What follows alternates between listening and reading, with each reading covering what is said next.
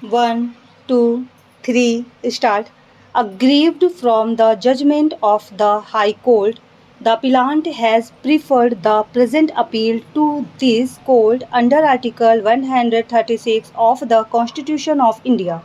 The challenge to the judgment of the High Court as well as notification dated 24th of March 2000 is on the ground that the appellant could not have remained probationer beyond the period of probation. He had held the office for a period of more than 3 years. After this period, the appellant will be deemed to have been confirmed and thus his discharge from service is contrary to the rules. A confirmed employee cannot be discharged as probationer, and if there is anything against the appellant, the department ought to have conducted departmental inquiry in accordance with rules. Further, it is contended that the action of the High Court and the state government is arbitrary and without any basis. The service record of the appellant was excellent and there was nothing on the record to justify that the appellant had become unsuitable for the post. On the contrary, the submission on behalf of the respondents is that there cannot be a deemed confirmation. The High Court, in exercise of its power of superintendence as well as under the rules, found that the appellant was entirely unsuitable for his retention in service. The service record of the appellant is also such that it does not justify his retention in service, being a person under surveillance of police prior to joining the service.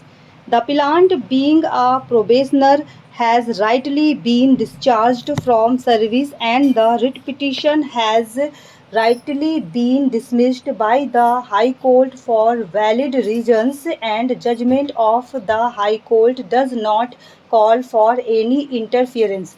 The bare reading of the above impugned notification shows that it is ex facie not stigmatic.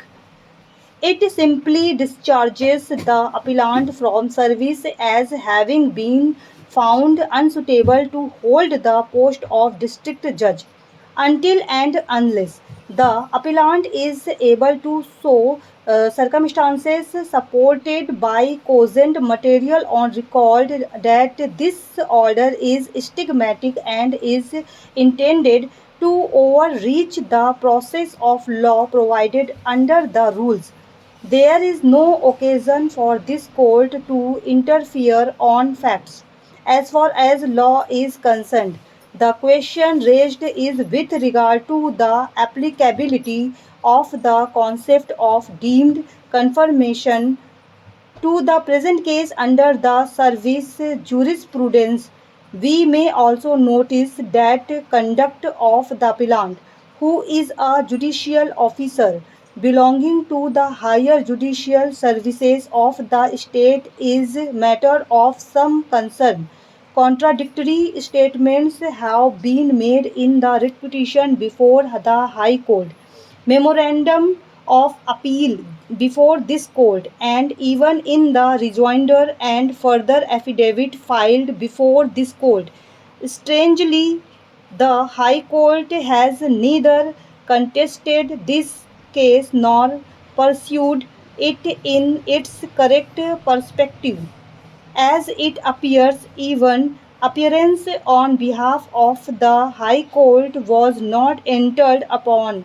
Despite specific orders of this court, the High Court had failed to produce the records, and even no responsible officer was present. Stop.